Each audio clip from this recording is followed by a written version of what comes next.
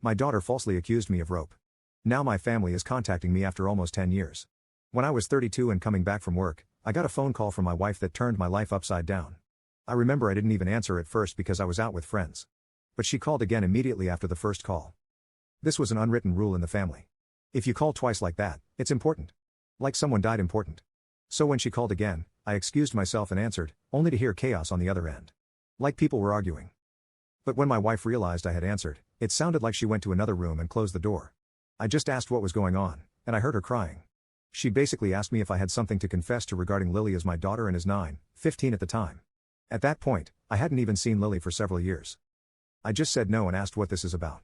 She just cried even harder and said, I used to rope Lily back when we were children. That Lily had told everything to my wife, and that my wife told my mother and my aunt. Lily had told them that back when she was 9, and she'd been playing in my room when I came in and started doing things to her. My wife screamed at me to say something, but I couldn't even speak. It was also absurd. I remember thinking that must be some bad joke. The last then she kept asking something like, did you do this? Did you do this? And I just screamed back at her no. Each time, it all ended with my wife putting me on speaker and both my mom and dad saying that they don't want anything to do with me and never to contact them again.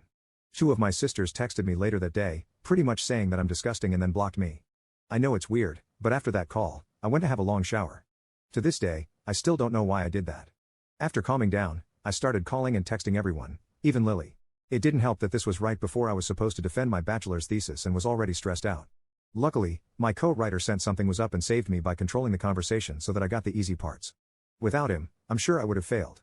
Needless to say, no one came to my graduation, then started the worst period of my life. I spent the first year expecting the cops to knock on my door and arrest me for rope. I didn't land any jobs, just living off my saved money. I drank a lot and did substances. I also grew resentful and violent. The only reason I didn't hurt anyone is because no one was around.